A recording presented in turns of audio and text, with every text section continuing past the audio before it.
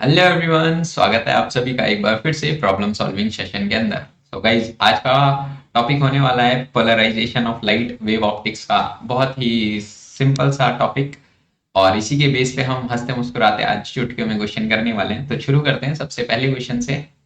सबसे पहला क्वेश्चन हमारी स्क्रीन पर बहुत ही कंसेप्चुअल है। बोला गया है कि light wave can be polarized as they are. Transverse होती हैं इसलिए, ज्यादा फ्रीक्वेंसी की होती है इसलिए, लॉन्गिट्यूडनल या फिर रिफ्लेक्टेड होती है इसलिए। तो देखो, कौन सी वेव्स होती हैं जो पोलराइज्ड हो सकती है? सर, ट्रांसवर्स वेव पोलराइज्ड हो सकती है, बिल्कुल। तो लाइट वेव कौन सी वेव होती है? ट्रांसवर्स होती है, लॉन्गिट्यूडनल होती है। सर, जो लाइट वेव्स होती हैं वो तो ट्रांसवर्स नेचर की होती है। इसका मतलब लाइट वेव पोलराइज्ड हो सकती है। क्यों? क्योंकि ट्रांसवर्स वेव पोलराइज्ड हो सकती है। अब देखो, सुनो, लाइट वेव ट्रांसवर्स वेव है, पोलराइज्ड हो सकती है। साउंड वेव होता, साउंड वेव लॉन्गिट्यूडनल वेव है, लॉन्गिट्यूडनल वेव पोलराइज्ड नहीं हो सकती। कौन सी वेव्स पोलराइज्ड होंगी? जो ट्रांसवर्स नेचर की होंगी, जैसे कि लाइट वेव। कौन सी लाइट्स, कौन सी वेव्स पोलराइज्ड नहीं हो सकती? Sir, longitudinal. जैसे कि जिनका नेचर लॉन्गिट्यूडनल होगा वो पोलराइज्ड नहीं हो सकती, जैसे कि साउंड वेव। तो कौन सी वेव पोलराइज्ड हो सकती है? सर, जिनका नेचर ट्रांसवर्स हो, जैसे कि लाइट वेव। तो लाइट वेव क्यों पोलराइज हो सकती है? सर, क्योंकि जो लाइट वेव है उसका नेचर ट्रांसवर्स होता है, इसलिए। समझ आया? बढ़िया। अगला question, which of the following can not be polarized? इन वेव और रेज में से, वेव्स में से कौन सा ऑप्शन है, कौन सी वेव है, कौन सी रे है, कौन सी रेस है जो कि पोलराइज्ड नहीं हो सकती? हाँ, radio waves, ultraviolet rays UV rays, infrared rays, ultrasonic waves. कौन सी ऐसी वेव है या कौन सी ऐसी रेस है जो पोलराइज्ड नहीं हो सकती? देखो, अभी मैंने बताया था कौन सी रेस, कौन सी वेव्स पोलराइज्ड हो सकती है। सर, वो जिनका नेचर ट्रांसवर्स होगा वो पोलराइज्ड हो सकती है, और जिनका नेचर ट्रांसवर्स नहीं होगा वो पोलराइज्ड नहीं हो सकती। या फिर कह लें दूसरे शब्दों में, जो लॉन्गिट्यूडनल होंगी वो पोलराइज्ड नहीं हो सकती। अब देखो, रेडियो वेव, यूवी रेज और इंफ्रारेड रेज और अल्ट्रासोनिक वेव्स, ये सारी की सारी ही ट्रांसवर्स हैं। इसका मतलब सारी की सारी ही पोलराइज्ड हो सकती है। लेकिन इसके अंदर जो अल्ट्रासोनिक वेव है वो भाई ट्रांसवर्स भी होती है और वो लॉन्गिट्यूडनल भी होती है। ये बात डिपेंड करती है कि किस मीडियम में ये अल्ट्रासोनिक वेव ट्रेवल कर रही है। ये भाई ट्रांसवर्स नेचर की भी हो सकती है, ये लॉन्गिट्यूडनल नेचर की भी हो सकती है। बाकी तीनों, रेडियो वेव, यूवी रेस और इंफ्रारेड रेस, ये तो ट्रांसवर्स है। हाँ, ये ट्रांसवर्स है, इसका मतलब ये तीनों तो पोलराइज हो जाएगी। अल्ट्रासोनिक भी ट्रांसवर्स है, लेकिन ये कभी कभार किसी किसी मीडियम में लॉन्गिट्यूडनल वेव की तरह भी, लॉन्गिट्यूडनल नेचर की भी होती है। इसलिए अल्ट्रासोनिक के चांसेस हैं कि वो पोलराइज नहीं होगी अगर वो लॉन्गिट्यूडनल नेचर शो करेगी। अगर उसने ट्रांसवर्स नेचर शो किया अल्ट्रासोनिक ने, तो भाई वो पोलराइज हो सकती है। तो ऑप्शन नंबर कौन सा हो जाएगा हमारे पास? Sir, option number D. हाँ, समझ आया? चलते हैं अगले क्वेश्चन की तरफ। हम्म, अगला question, through which character we can distinguish the light waves from sound waves? Options, interference, refraction, reflection और पोलराइजेशन। कौन सा, कौन से करेक्टर से हम ये बता सकते हैं कि लाइट वेव और साउंड वेव दोनों अलग अलग हैं, मतलब दोनों में अंतर बता सकते हैं?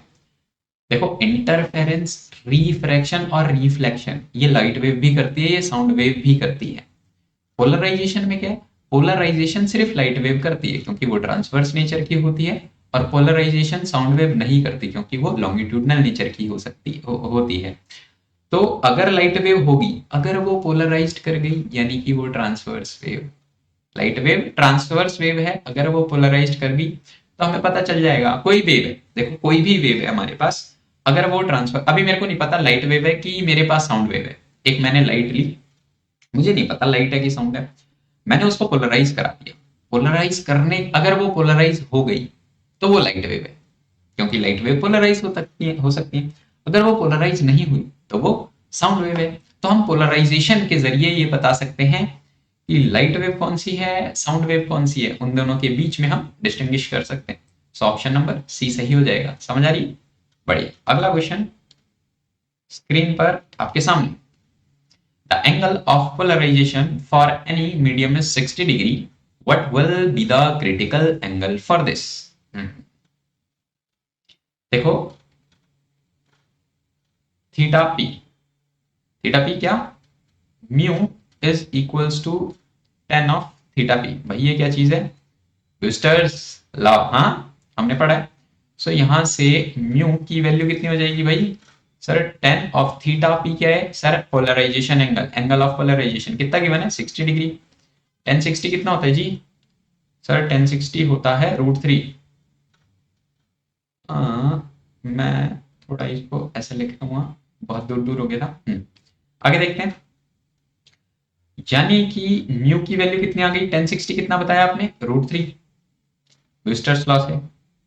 आगे देखें तो आगे मुझे ये बताओ कि क्रिटिकल एंगल क्या, क्रिटिकल एंगल और म्यू रिफ्रैक्टिव इंडेक्स में क्या रिलेशन है, हमें ये पता है जो साइन ऑफ थीटा सी यानी कि साइन ऑफ क्रिटिकल एंगल जो होता है वो भाई 1/म्यू के 1/ रिफ्रैक्टिव इंडेक्स होता है।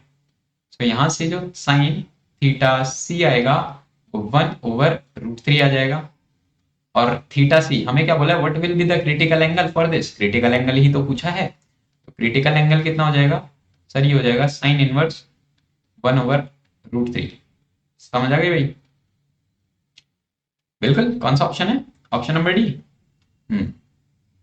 3 के नंबर बढ़ रहे हैं, बहुत इजी इजी क्वेश्चन। अगले चलते हैं अगला क्वेश्चन की तरफ।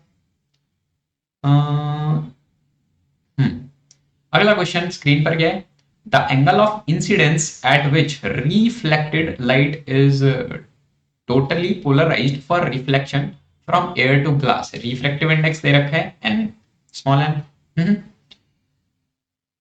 सो कैसे करेंगे, from Brewster's law mu equal to tan theta P, angle of polarisation given है क्या, ये नहीं गिवन। हमें क्या पूछा गया है, हमें ये पूछा गया है the angle of incidence, the angle of incidence यही पोलराइजेशन एंगल होता है। और ये क्या है, एंगल ऑफ पोलराइजेशन, और यही चीज क्या होता है भाई, यही एंगल ऑफ इंसिडेंस की तरह काम करता है, एंगल ऑफ इंसिडेंस की तरह काम करता है। सो यहां से मैं थीटा पी लिखना चाहूंगा तो वो कितना हो जाएगा, म्यू के बदले क्या लिख दूं, एन, या फिर मैं ऐसे लिख देता हूं, मेरे को म्यू जो है वो एन गिवन है और ये हो जाएगा tan theta P, angle of polarization के। सो यहां से theta P angle of incidence पूछ रहे हैं कि बता दो कितना होगा। सो भाई टेन इनवर्स एन के इक्वल हो जाएगा ये। कौन सा ऑप्शन दिख रहा है सर, ऑप्शन नंबर डी दिख रहा है, ये मैच कर रहा है। साइन के टर्म में क्यों नहीं हुआ, क्रिटिकल एंगल थोड़ी ना पूछा था, साइन में चेंज करना है तो हम कर सकते हैं इसको साइन में चेंज। चलते हैं अगले क्वेश्चन की तरफ, बेसिक ट्री को लगा के, हाँ बेसिक ट्री को लगा के आगे नहीं चल रहे, इसको ये जहां ये जो टेन इनवर्स है इसको चेंज कर देंगे बेसिक ट्री को लगा के। चलते हैं अगले क्वेश्चन की तरफ। अगला क्वेश्चन, हाँ, a polaroid is placed at 45 degree to an incoming light of intensity I naught. Okay, now the intensity of light passing through polaroid after polarization would be, law of Malus पढ़ा है, बिल्कुल पढ़ा है sir, हमने पढ़ा है। Law of Malus से हमें ये पता है जो इंटेंसिटी होती है वो कितनी होती है जी, आई नॉट कॉस स्क्वायर थीटा। अब क्या बोला है, a polaroid is placed at 45 degree to an incoming light of intensity I naught है, तो बताना है intensity of light passing through Polaroid. मानो ये पोलराइड है, इंटेंसिटी कितनी है यहाँ पे आई नॉट है, यहाँ पे बताने को पूछिए कि यहाँ पे इंटेंसिटी बता दो, यहाँ पे इंटेंसिटी कितनी होगी। ये तो बोला है now the intensity of light passing through polaroid after the polarization would be, कैसे करेंगे sir, I according to law of Malus I is equals to I naught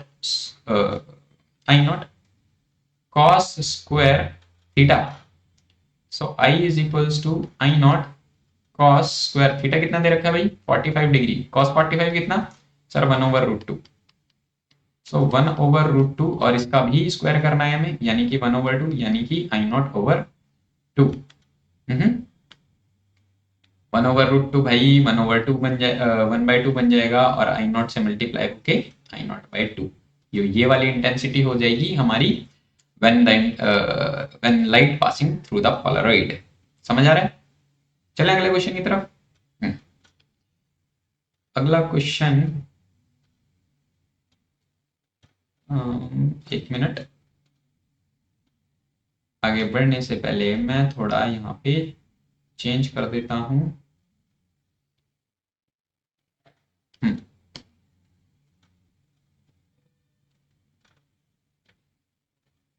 चलें अगले क्वेश्चन की तरफ। अगला क्वेश्चन स्क्रीन पर, क्वेश्चन नंबर 7 क्या दे रखा है? A light has amplitude A, okay, and angle between analyser and polariser is 60 degree, okay. Light is reflected by analyser has amplitude, amplitude की बात करिए। So according to law of Malus, मैं लिख नहीं रहा हूँ बार बार, ये according to law of Malus, according to twister's law, हाँ बस बोल दे रहा हूँ अकॉर्डिंग टू कौन सा लॉ लगा रहे हैं यहाँ पे, कौन सा लगेगा? Law of malice. Law of malice क्या कहता है? जो एम्पलीट्यूड होता है वो ए नॉट कॉस थीटा के इक्वल होता है। बिल्कुल। तो यहाँ पे जो एम्पलीट्यूड है वो तो ए गिवन है, इसको फिर ए डैश लिख लेते हैं, ए गिवन है, और थीटा जो है वो 60 डिग्री गिवन है। कॉस 60 कितना भाई सर? 1/2 होता है कॉस 60। तो यहाँ पे एम्पलीट्यूड कितना आ जाएगा? a/2। Sir option number D सही है ना? फ्री के नंबर, बहुत आसान, चुटकियों में सॉल्व होने वाला टॉपिक है ये, मतलब बहुत ही इजी। Polarization of angle. पढ़ते हैं अगले क्वेश्चन की तरफ। अगला question, polarizing angle of water is 53 degree 4 minutes if light is incident at this angle on the surface of water and reflected, the angle of refraction is. Polarization by reflection में हमने पढ़ा है कि sir जो theta of polarisation यानी कि incident angle जो होगा, एंगल ऑफ इंसिडेंस, और एंगल ऑफ रिफ्रैक्शन, रिफ्लेक्शन नहीं, एंगल ऑफ रिफ्रैक्शन, ये किसके बराबर होगा? सर ये दोनों मिलके 90 डिग्री होते हैं। रिफ्लेक्शन बाय पोलराइजेशन में पढ़ा है हमने। क्या पूछा गया है? पूछा गया है द एंगल ऑफ रिफ्रैक्शन, यानी कि थीटा आर बताने को बोला गया है। यहां से मैं लिख सकता हूं थीटा आर है वो 90 डिग्री माइनस थीटा पी हो जाएगा, और 90 डिग्री माइनस थीटा पी कितना है गिवन है? Polarizing angle, angle of polarization कितना गिवन है भाई? 53 डिग्री 4 मिनट। सब्ट्रैक्ट करें 90 में से, 90 में से 53 डिग्री 4 मिनट जाएंगे, कितना बनेगा सर? 36 degree 56 minute. सब्ट्रैक्ट करेंगे तो ये वैल्यू आ जाएगी। कौन सा ऑप्शन दिख रहा है स्क्रीन पे ऐसा? सर ऑप्शन तो हमें ऑप्शन नंबर सी दिख रहा है ऐसा same, 36 degree 56 minute, 36 degree 56 minute, option number C. बढ़े अगले क्वेश्चन की तरफ। अगला question, two nickels are orientated with their principal planes making an angle of 60 degree, okay, the percentage of incident unpolarized light will pass through the system। System ही बना लेते हैं पहले। क्या सिस्टम है? दो, ऐसे बोल दे रहा हूं, ये 60 डिग्री पे ओरिएंटेटेड है। आगे क्या बोला गया है? Two nickels are orientated with principal axis making an angle 60 degree, the principal of incident unpolarized light, बोल देते हैं अनपोलराइज लाइट है वो आई नॉट है। सो यहाँ पे आई नॉट ओवर 2 हो जाएगी। According to law of Malus यहाँ पे बतानी है कि आई की जो वैल्यू है वो कितनी परसेंट होगी। सो यहाँ पे देखें हम, और यहाँ पे अप्लाई करते हैं ऑन अप्लाइंग, लिख दे रहा हूं इस पर, ऑन अप्लाइंग, क्या अप्लाई कर रहे हैं हम? Law of malice, law of malice. और हमें क्या मिल रहा है यहाँ से? हमें ये मिल रहा है कि जो आई की वैल्यू होगी वो sir I naught over 2 into cos theta हो जाएगी, कॉस स्क्वायर थीटा। थीटा कितना दे रखा है sir? 60 degree, cos square 60। So यहाँ से I naught over 2 into cos square 60, sir 1/2 का स्क्वायर, कितनी हो जाएगी? आई नॉट ओवर 2 इंटू i/2 का स्क्वायर, यानी कि 2 2 4, आई नॉट ओवर 8।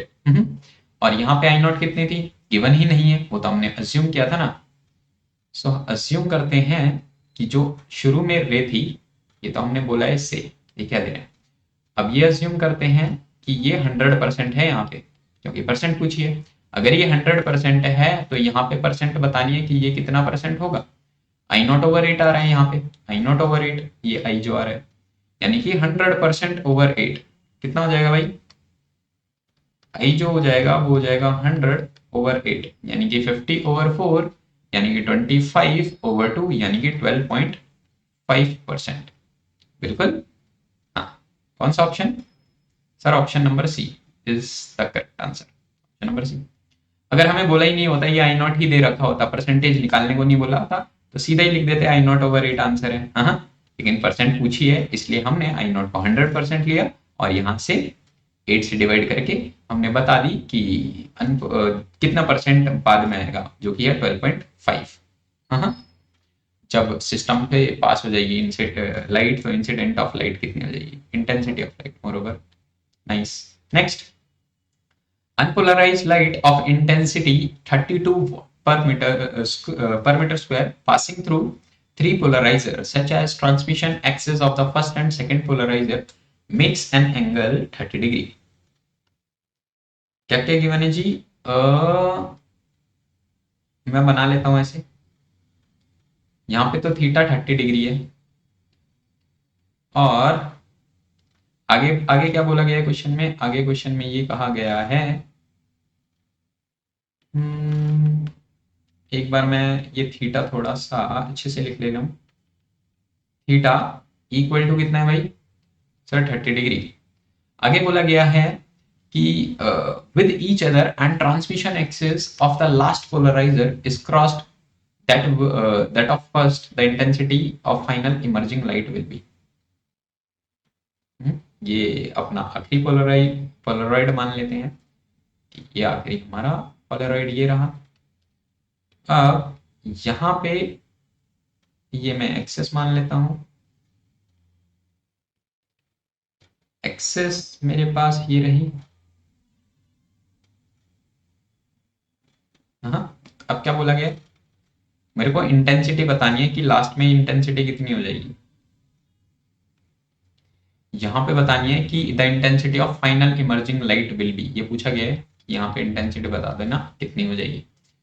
सबसे पहले यहाँ पे इंटेंसिटी कितनी है? अनपोलराइज लाइट यहाँ पे होगी, अनपोलराइज लाइट यहाँ पे इंटेंसिटी कितनी है भाई? 32 है। ओके, यहाँ पे कितनी हो जाएगी सर? हाफ हो जाएगी, 32 ओवर 2, 32 ओवर 2 यानी कि 16 हो गई। यहाँ पे मैं बोल दे रहा हूँ I1 है और ये I निकालना है। सो यहाँ से I1 यहाँ पे अप्लाई करते हैं लॉ ऑफ मेलिस। अगर मैं यहाँ पे लॉ ऑफ मेलिस अप्लाई करता हूँ तो I1 इन दोनों केस के लिए यहाँ पे हाँ, सो I1 की वैल्यू कितनी आ जाएगी सर? ये आ जाएगी 16 कॉस स्क्वायर 30 डिग्री दे रखा है, और यहाँ पे अगर मैं अप्लाई करूंगा तो वो कितनी आ जाएगी सर? वो आ जाएगी अपने पास I is equals to I1, जिसकी वैल्यू अभी निकालेंगे हम। I1 इंटू कॉस कितना हो जाएगा? कॉस स्क्वायर सर 30, 90 माइनस 30, इसके लिए हो जाएगा 60 डिग्री। 90 माइनस 30 यहाँ पे निकालते हैं फटाफट से। सो I1 इज इक्वल्स टू 16, ये हो गया कॉस 30 कितना? कॉस 30 होता है √3/2। √3/2 का अगर मैं स्क्वायर कर देता हूँ, सो यहाँ से मेरे को 16 इंटू 3/4 मिलेगा। 4 4 जा 16, 4 3 जा 12, यहाँ पे मेरे पास आ गई इंटेंसिटी 12। आगे देखते हैं यहाँ पे इंटेंसिटी कितनी आएगी। सो यहाँ पे जो इंटेंसिटी जो हमें फाइनल निकालनी है वो हो जाएगी 12। I1 की वैल्यू अभी हमने यहाँ से निकाली, ये I1 है।